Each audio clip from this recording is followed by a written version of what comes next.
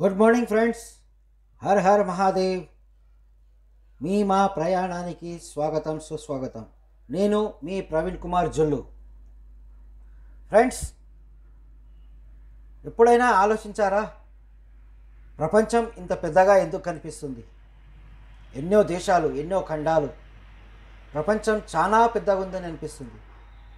కానీ ఫ్రెండ్స్, ఎప్పుడైతే మనం మన ఇంటి నుంచి అడుగు బయటికి పెడతామో ప్రపంచం చాలా చిన్నగా అవుతుంది. పూర్వము ఒక ఊరి నుంచి ఇంకొక ఊరికి వెళ్ళాలంటే కొన్ని రోజుల సమయం పట్టేది. అదే ఇప్పుడు ఒక్క రోజులో మనం చేరిపోతున్నాం, ఖండాంతరాలు దాటుతున్నాం. అదే ఫ్రెండ్స్, ప్రపంచం చాలా చిన్నగా ఉంది. ఈరోజు టాపిక్ వచ్చేసి నేపాల్లో ఒక 4 ప్లేస్ల గురించి మనం ఈ పొద్దు చర్చించుకుందాము ఫ్రెండ్స్. మొదటగా వచ్చేసి జనకపురి, పశుపతినాథ్, ముక్తినాథ్, మనోకామన. ఈ 4 ప్లేసులు మన భారతదేశీయులు మరియు ముఖ్యంగా దక్షిణ భారతం నుంచి ఎవరైతే వెళ్తారో నేపాల్కి తప్పకుండా ఈ 4 ప్లేసులు చూడాలని వాళ్ళ కోరిక ఉంటుంది. అందుకే ఆ 4 ప్లేస్ల గురించి నేను కొద్దిగా వివరించాలని మీ ముందుకు వచ్చాను ఫ్రెండ్స్. మిత్రమా, ఎవరైతే దక్షిణ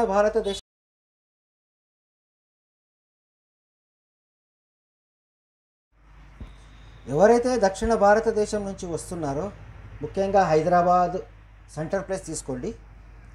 బై ట్రైన్ కనుక వస్తున్నట్లయితే వాళ్ళు హైదరాబాద్ నుంచి గోరఖ్పూర్ వరకు రిజర్వేషన్ చేసుకోవాలా. గోరఖ్పూర్ నుంచి మనకు నేపాల్ బార్డర్ వచ్చేసి 120 నుంచి 130 కిలోమీటర్లు ఉంటుంది. ఎప్పుడైతే మీరు గోరఖ్పూర్ చేరుకుంటారో అక్కడ వచ్చేసి మనకు గోరఖ్నాథ్ మందిర్ అనేది ఒకటి ఉంది గోరఖ్పూర్లో. అది చాలా ప్రాముఖ్యమైన దేవస్థానము. మరియు ఇప్పటి ప్రస్తుత ఉత్తరప్రదేశ్ ముఖ్యమంత్రి యోగి ఆదిత్యనాథ్ గారి మఠం కూడా గోరఖ్పూర్లోనే ఉంది. అదే మఠాన్ని గోరఖ్నాథ్ మఠం అంటారు ఫ్రెండ్స్. అక్కడి నుంచి మనకు లోకల్ బస్సెస్ కూడా అవైలబిలిటీ ఉంటాయి. మరియు ఎవరైనా ట్రావెల్స్కి అప్రోచ్ కావాలంటే ట్రావెల్స్కి కూడా వెళ్ళొచ్చు. ట్యాక్సీలో వెళ్ళాలనుకుంటే వాళ్ళు ట్యాక్సీ బుక్ చేసుకోవచ్చు. కాకపోతే ట్యాక్సీ వాళ్ళు మనకు వివరంగా చెప్తారు ఏంటంటే మనకు 5 రోజుల యాత్రన, 6 రోజుల, 7 రోజుల అనేది మనము ఖచ్చితంగా వాళ్లకు తెలపాలి. దానిని బట్టే మనకు వాళ్ళు మన యాత్ర గురించి, మనము వెళ్ళే స్థానాల గురించి క్షుణ్ణంగా పర్ఫెక్ట్గా వాళ్ళు ఇన్ఫర్మేషన్ ఇవ్వగలుగుతారు. మరియు కరెక్ట్ సమయానికి వాళ్ళు మనని ఆ ప్లేస్కు తీసుకువెళ్ళగలుగుతారు ఫ్రెండ్స్. ఎప్పుడైతే మనం నేపాల్ బార్డర్కి వెళ్తామో అక్కడ వచ్చేసి మన వాహనానికి సంబంధించిన ఒక పర్మిట్ పేపర్ అనేది తయారవుతుంది. ఆ పర్మిట్ పేపర్ని జాగ్రత్తగా మన దగ్గర మనం పెట్టుకోవాలా. ఎందుకంటే ఎక్కడైతే మనం ముందుకు వెళ్తుంటామో అప్పుడు వాళ్ళు ఆ పర్మిట్ పేపర్స్ కొన్ని ప్లేస్లలో, చెక్ పోస్టులలో, చెక్ పాయింట్లలో మనకు అడుగుతారు. కాబట్టి ఆ పేపర్ని మాత్రం మనము జాగ్రత్తగా పెట్టుకోవాలి. ఇంకోటి ఫ్రెండ్స్, ఎక్కడికి వెళ్ళినా మన సొంతంగా మనం హోటల్స్ బుక్ చేసుకోవాలి. ఎందుకంటే అక్కడ ట్రావెల్స్ వాళ్ళు బుక్ చేస్తారు. కాకపోతే వాళ్ళకు మనకు ఏంటంటే తేడా ఏంటంటే వాళ్ళు బుక్ చేసిన హోటల్కే మనం వెళ్ళాల్సి వస్తుంది. కాకపోతే అది ఎలా ఉన్నా మీరు అడ్జస్ట్ కావాలి.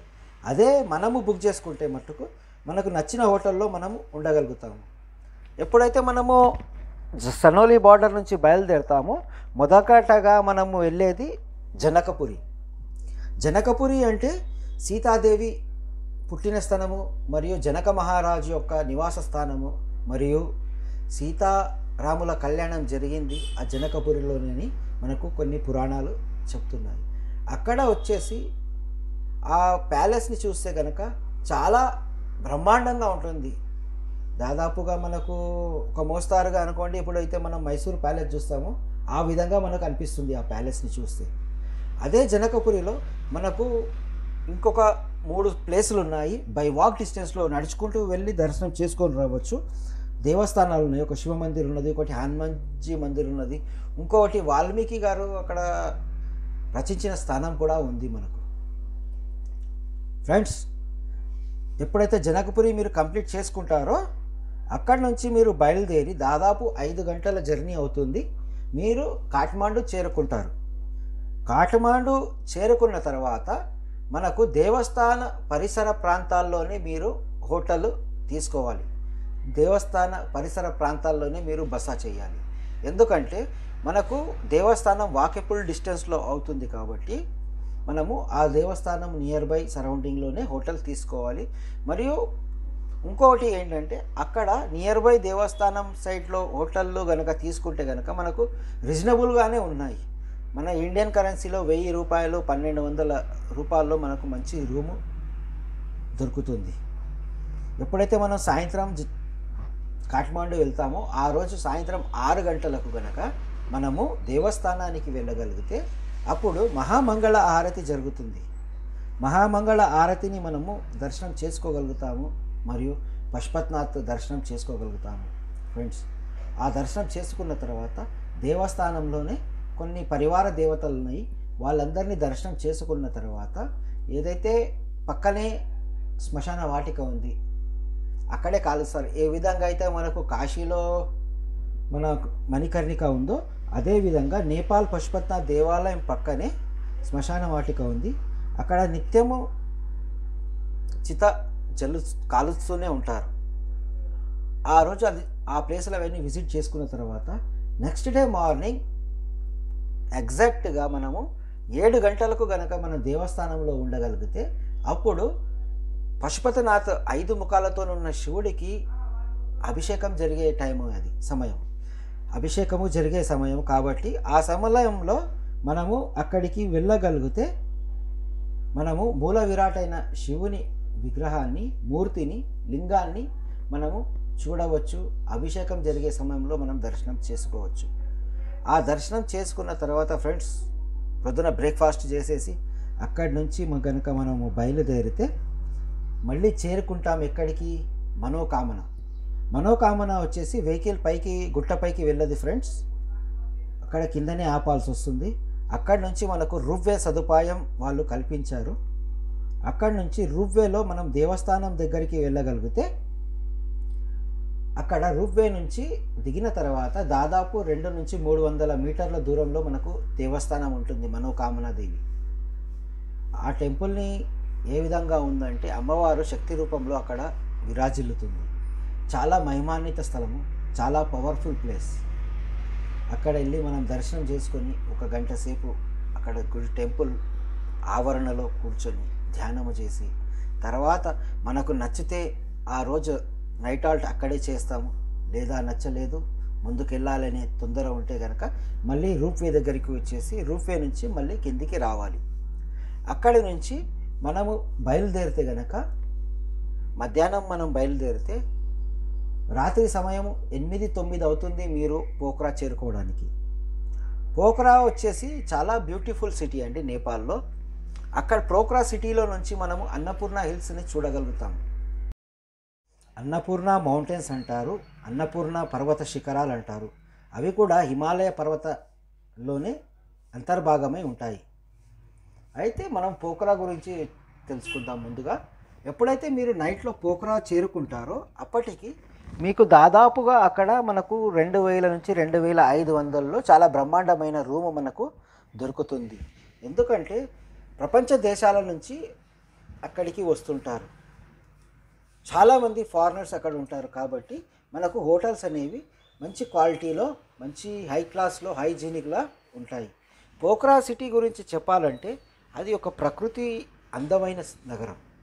చాలా చిన్న టౌన్ కాబట్టి చాలా అందంగా ఉంటుంది, చాలా బ్యూటిఫుల్గా ఉంటుంది. మనము సిటీలో ఉండి అన్నపూర్ణ మౌంటైన్స్ని క్షుణ్ణంగా చూడవచ్చు. అదేవిధంగా పోఖ్రా సిటీని మనం చుట్టి రావాలంటే హెలికాప్టర్ సదుపాయం కూడా అక్కడ ఉంది. మనము హెలికాప్టర్లో వెళ్ళి పోఖ్రా సిటీ మొత్తాన్ని చుట్టి రావచ్చు. మరియు అక్కడ ఉన్న కొన్ని పర్వత శ్రేణులని చుట్టేసి మనల్ని తీసుకొని వచ్చి మళ్ళీ దింపుతారు.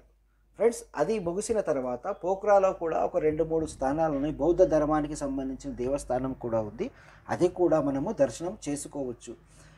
ఎప్పుడైతే మనము పోఖ్రా సిటీని క్షుణ్ణంగా మొత్తానికి మనం చూస్తామో, చూసిన తర్వాత నెక్స్ట్ డే మార్నింగ్ మనము అక్కడి నుంచి బయలుదేరాలి. ఎక్కడికి అంటే ముక్తినాథ్కి బయలుదేరాలి.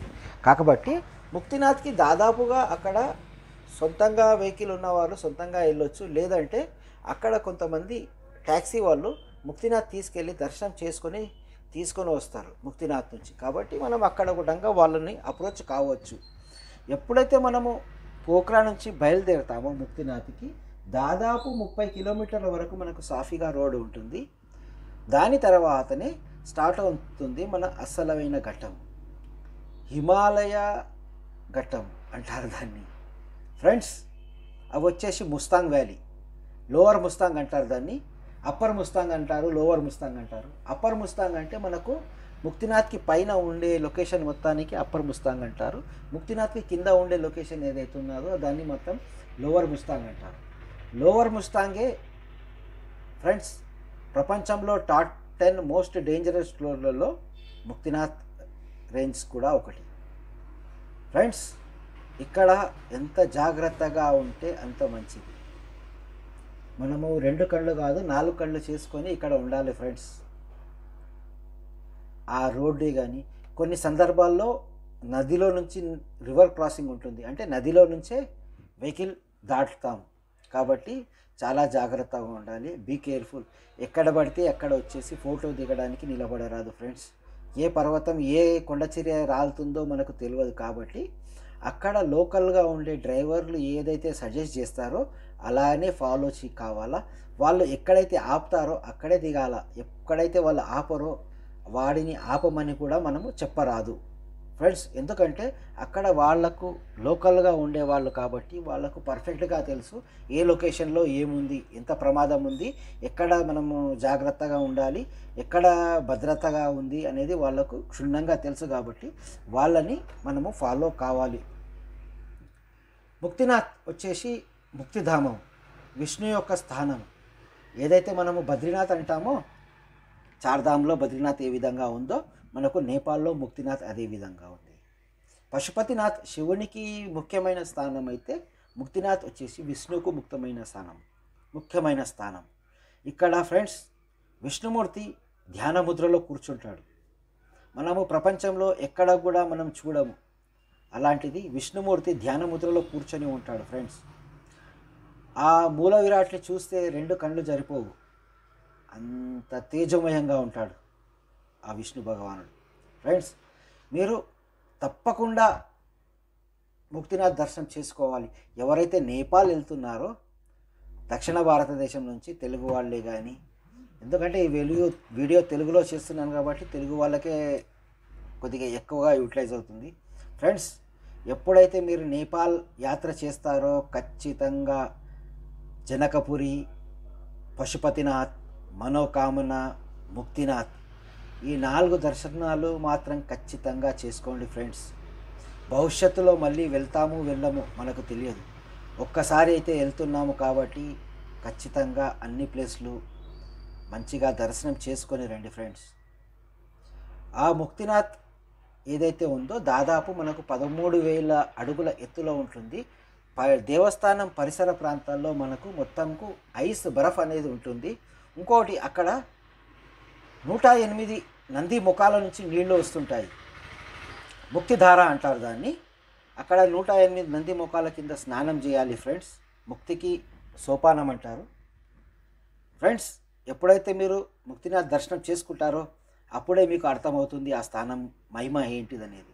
మేము ఎంత చెప్పినా ఏదో చెప్తున్నామనే విధంగా ఉంటుంది, కానీ మీరు ఎప్పుడైతే లైవ్లో వెళ్ళి చూస్తారో అప్పుడే మీకు అర్థమవుతుంది ఫ్రెండ్స్.